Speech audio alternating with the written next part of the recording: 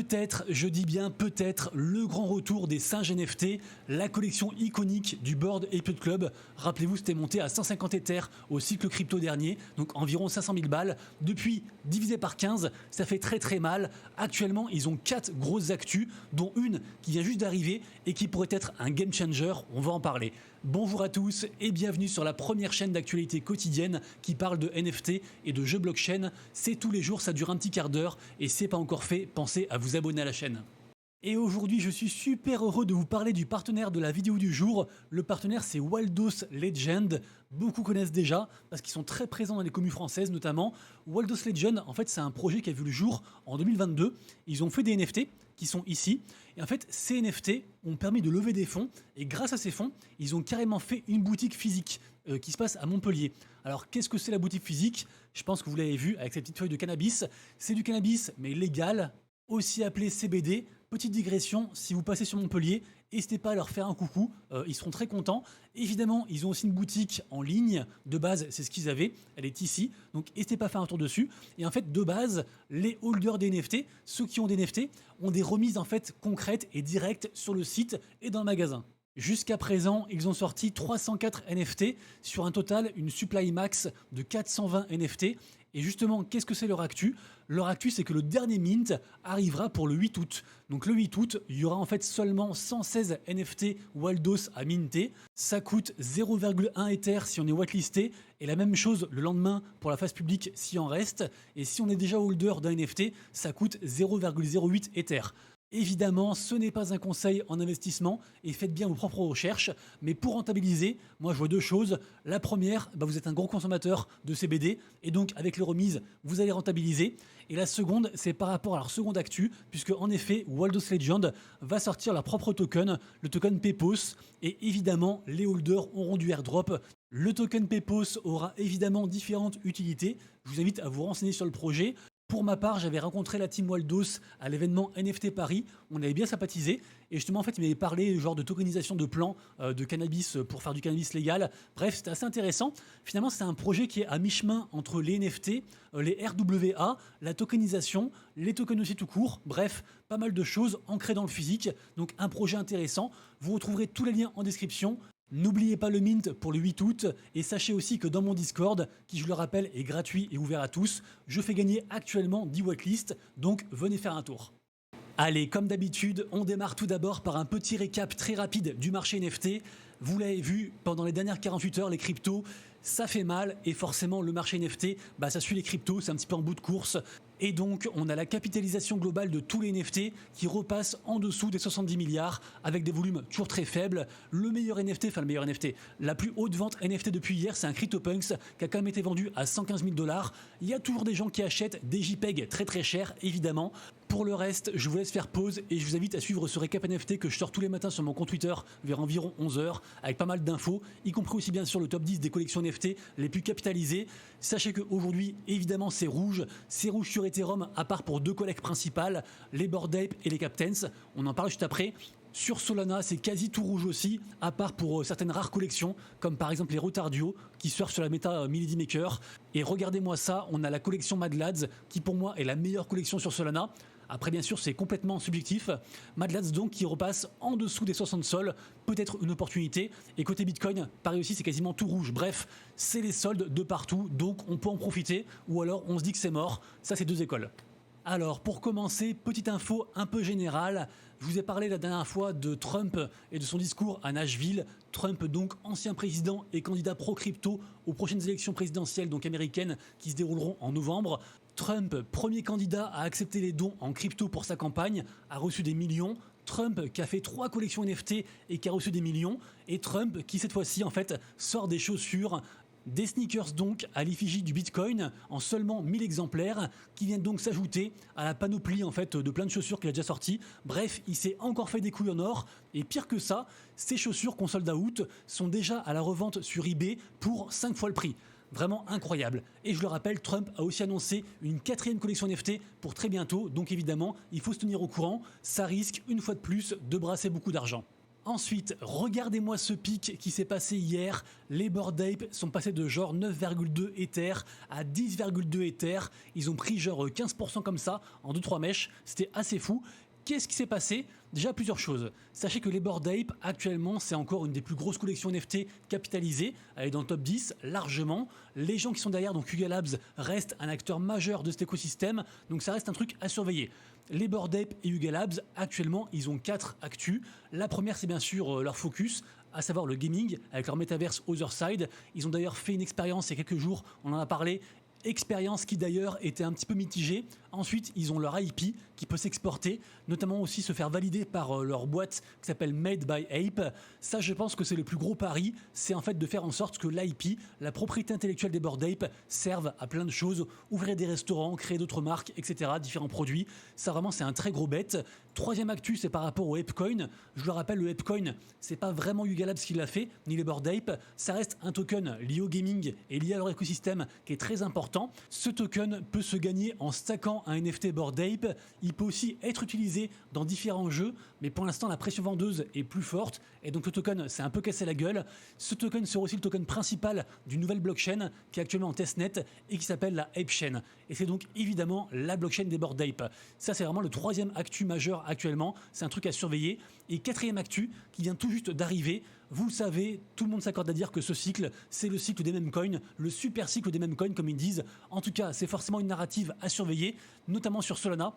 Dites-vous, petit aparté, dites-vous que par exemple sur PubFun, qui permet de créer des tokens très facilement, eh bien, PubDatFun a généré pendant les dernières 24 heures plus d'argent que toute la blockchain Ethereum. Donc c'est du grand n'importe quoi, vraiment, il y a une grosse hype autour des meme coins. J'ai aussi vu un nouveau protocole qui permet de créer un meme coin juste en fait en faisant un tweet et en taguant donc le ticker plus du coup la boîte. Bref, c'est une dinguerie. Les meme coins sont forcément à prendre en compte pour ce cycle et les meme coins malheureusement aspirent et vampirisent aussi de la liquidité sur les NFT. Et là, en fait, on a Machi Big Brother, qui est une célèbre baleine dans l'écosystème NFT, et aussi un gros farmer de Blur, la première marketplace NFT en termes de volume. Bref, un acteur vraiment très actif, très reconnu et très influent. Machi Big Brother a créé un nouveau protocole qui permet une fois de plus de fractionnaliser un NFT. Donc en gros, de prendre un NFT et de le partager en plein de petites parties et d'en créer un token. Jusqu'à présent, on avait plusieurs boîtes qui avaient déjà fait ça, notamment je pense aussi à son rival qui s'appelle Freelance Capital, qui est un très gros holder de NFT des Gods et qui a créé aussi un truc qui s'appelle Flooring Protocol et qui permet donc de fractionnaliser des NFT, y compris les Bored Ape. Sauf que là où a été très intelligent Machi Big Brother, c'est qu'en fait, les tokens obtenus en stackant un NFT sur cette plateforme, la plateforme donc qu'il a créée qui s'appelle Ape Finance, on obtient un meme coin, le meme coin BAI. Et donc, il permet de surfer sur la tendance des meme coins grâce à un NFT Bored Ape. Du coup, il y a plein de gens en fait qui ont stacké des NFT pour récupérer, je crois que c'est 100 millions de tokens, un truc comme ça, et après donc jouer avec entre guillemets. Et s'ils veulent récupérer le NFT Bored Ape, ils peuvent, mais il faut burn 100 millions de tokens, donc l'équivalent. Bref, c'est ça qui explique le gros pump de hier. Les baleines adorent jouer avec ce genre de choses. Donc vraiment, c'est un projet à surveiller, une tendance à surveiller qui pourrait aussi se généraliser à d'autres NFT pour relier les mêmes coins aux NFT, ce que d'ailleurs voulait faire la tendance 404 qui pour l'instant est un échec. Et par rapport à cette histoire en fait de Ape Finance et de Bored Ape, on a un mec qui a été très early sur le protocole. Ce gars a généré 66 Ethers de profit en 5 minutes, assez incroyable. Il a vu ce protocole sortir, Ape Finance, il a acheté 2 NFT Bored Ape à 9 ETH chacun, il les a stackés donc sur la plateforme, a récupéré ces centaines de millions de tokens. Le token était trop élevé à la sortie, du coup il a directement vendu et il a encaissé du coup tous les gains. Donc vraiment fou. Comme quoi, je me répète, mais il y a vraiment des opportunités tous les jours sur ce marché NFT. Des fois, il vaut mieux ne rien faire, mais des fois, on tombe sur des coups comme ça, assez incroyables. En tout cas, c'est forcément une bonne chose pour les NFT Bored Ape, en tout cas pour un premier temps, puisque en effet, vu que les gens en fait ils stackent leur NFT Bored Ape, il y en a en fait qui se retrouvent bloqués parce que des gens achètent du meme coin et donc il n'y aura pas assez en fait de meme coin pour redébloquer tous les NFT. Donc grâce à cette nouvelle plateforme, les NFT Bored Ape sont devenus déflationnistes et ça c'est un giga point bullish pour l'avenir. Évidemment, je le répète, et c'est valable pour toutes mes vidéos, et c'est écrit en haut, ce n'est pas un conseil en investissement, tout peut aussi aller à zéro, il peut y avoir des hacks, etc. Mais voilà, grosse nouvelle côté Bored Ape, et peut-être qu'on assiste au début de la renaissance, à voir. Ensuite, excellente nouvelle aussi par rapport au gros écosystème Memland. Memland, je le rappelle, c'est une boîte Web3 qui a été fondée par Nangag, qui est juste un mastodonte monumental et planétaire dans tout ce qui est meme, un truc qui rapporte beaucoup d'argent. Bref, Memland, moi j'y crois beaucoup. Leurs collections NFT sont très capitalisées, donc les Captains pour la principale, ensuite les Patatos, et ensuite la meilleure, les MVP les plus chers, 33 Ethers quand même, donc ça c'est pas pour tout le monde. Donc Memland, ils ont différents produits, notamment le petit dernier qui s'appelle Stakeland, et Stakeland c'est plus ou moins une sorte de launchpad. Pour faire simple, en gros il y a plein de tokens qui sont lancés dessus, la plateforme a seulement quelques mois et on a eu déjà le token Borpa, YOLO, Mon Protocol et Runecoin, et le prochain normalement s'appelle Pain, c'est lié en fait à un gros mème, bref, vous le verrez. En tout cas, comment ça marche? Les gens soit ils font des quêtes et c'est gratuit, ils gagnent des steaks grâce à ces quêtes, et quand un token sort on peut burn des steaks pour récupérer un peu de token. Ou alors, on peut stacker dessus la crypto officielle du projet Memland, qui s'appelle le Memcoin, qui est actuellement à 0,013 $. Ça a beaucoup baissé, et en stackant ça, on gagne aussi des steaks. Jusqu'à présent, le seul avantage des NFT de l'écosystème Memland, c'était en fait que chacun release un petit peu de token même tous les jours. Et en fait là, ils viennent d'ajouter une nouvelle utilité, puisque en effet, on peut aussi soft stacker ces NFT en lien avec ces mêmes stackés. Et si on fait ça, en fait, ça peut carrément doubler notre capacité à générer des steaks. Je la fais un petit peu courte, mais en vrai, il y a différentes choses à savoir, notamment en fait que suivant les différents NFT qu'on a, ça fera en fait différentes allocations. Bref, retenez que c'est une nouvelle utilité formidable parce que non seulement les gens veulent stacker plus d'eux-mêmes et stacker des NFT qui vont avec, donc du coup ça fait vendre en fait les assets. C'est d'ailleurs pour ça qu'en fait il y a eu un gros pump. On était redescendu je crois environ à 2 Ethers et là c'est remonté à 2,2 Ethers par exemple pour les Captains. Mais en plus de ça, ça ne dilue pas en fait les assets et le token même. Donc vraiment une très belle opération et hâte de voir en fait où ça va aller. Sachant que pour l'instant, les gens sont assez contents parce qu'en effet, même si les assets ont pas mal baissé, ça a quand même donné pas mal de airdrop et donc sur le long terme, c'est censé être gagnant. En tout cas, c'est ce que nous les holders on pense.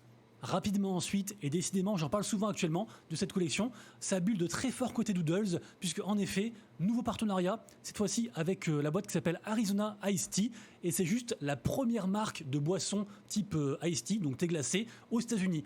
Donc vraiment très très lourd, je sais pas ce qu'ils vont faire, mais Doodles, c'est un truc à surveiller très très fort, et après friendly reminder, puisque en effet, je le rappelle, différents airdrops que je fais moi aussi d'ailleurs, le airdrop d'abord de Space, qui est donc une marketplace NFT gamifiée. Vous pouvez donc gagner des stars et de l'XP dessus, c'est gratuit, ouvert à tous. Également aussi le airdrop de OneFootball Club, issu donc du partenariat entre OneFootball, Animoca Brands et la blockchain Base, et un troisième airdrop sur un projet partenaire, le projet Globiz, donc le Airbnb blockchainisé et moins cher qui se passe sur Multivers X. Je le rappelle, on peut toujours rejoindre, c'est gratuit, ouvert à tous, on gagne des points et à l'issue du airdrop de Bi. Ensuite, côté gaming, hier j'ai annoncé donc l'ouverture de la bêta fermée du projet Runiverse, qui est donc un MMORPG sur la blockchain Ronin. Ce jeu est une dinguerie. J'ai juste fait le tutoriel, mais vraiment je pense qu'il a tout pour plaire. Je pense vraiment que ce sera un carton. Par contre, il faut beaucoup de temps pour jouer. Il y a évidemment des récompenses prévues pour cette bêta fermée, donc pas tout le monde y a accès. Par contre, vous inquiétez pas, très bientôt le jeu sera ouvert à tous. Mais vraiment, si vous aimez les MMORPG, un petit peu comme à l'ancienne sur Super Nintendo, et franchement, testez Runiverse dès que ça sort pour tout le monde. Ensuite, je vous le rappelle, on a un Mario Kart Blockchain qui est sorti il y a pas longtemps, qui s'appelle Cosmic Royale. C'est un jeu issu d'un partenariat entre Motorverse, qui est une boîte, en fait, une sous-branche de Animoca Brands, et justement aussi avec Animoca Brands eux-mêmes. Ce jeu est un carton, je trouve, et en fait, Animoca Brands, en plus de cette expérience-ci, propose aussi un nouveau jeu qui s'appelle donc Cosmic Bomber. C'est tout récent, donc voilà, vous avez quelques images à l'écran pour ceux que ça intéresse. Sachez que pour avoir accès à ces deux jeux, il faut forcément avoir un Mocha ID, donc une sorte entre guillemets de passeport Mocha. C'est gratuit, par contre il faut un code pour en avoir un. Donc vous checkez sur Twitter ou dans leur Discord, vous en trouverez un très facilement, vous inquiétez pas. Et autre chose, en jouant à ces deux jeux, vous débloquerez donc des quêtes, celle-ci et celle-ci, y compris aussi on voit des quêtes par rapport à Blocklords, qui est aussi un très gros jeu. Et en fait, ces quêtes donnent des RP, des points RP, et ces points RP donneront en fait un nouveau airdrop de token Mocha.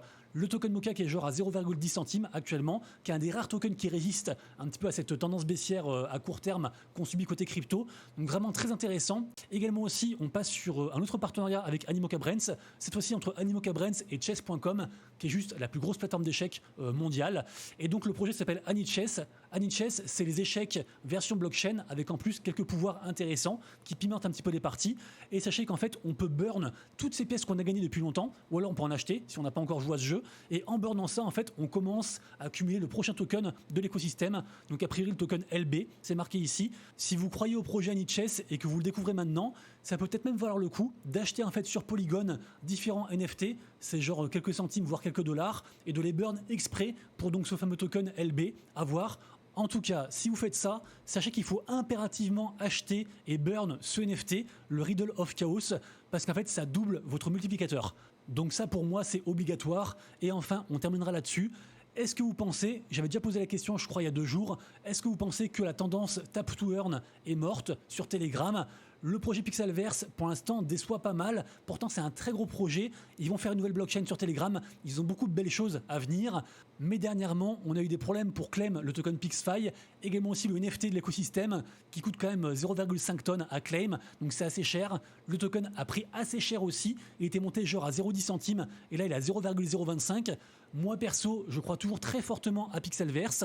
Du coup, grâce à ces opérations-ci, en fait, ils ont quand même une énorme base d'utilisateurs. Ils ont aussi la plus grosse collection NFT sur Ton, donc l'écosystème blockchain de Telegram. Donc voilà, moi j'ai envie d'y croire. Pour l'instant, c'est un petit peu compliqué. Mais vous, qu'est-ce que vous en pensez? À la fois de Pixelverse, à la fois aussi de tous les reports par rapport au gros airdrop de Hamster Combat et autres, Catizone, etc. Et globalement aussi plus de la tendance tap to earn. Est-ce que vous y croyez encore? Ou est-ce qu'au contraire, ils nous ferment la gueule et au fin de compte, ce sera nous qui nous ferons avoir? Je pose la question, j'attends vos réponses dans les commentaires. Merci beaucoup d'avoir suivi la vidéo. Si vous avez aimé, pensez à liker et à vous abonner. Et quant à nous, on se retrouve demain pour la prochaine vidéo. Et d'ici là, prenez soin de vous, de vos proches et de vos wallets. C'était Monsieur Rabbit. Ciao.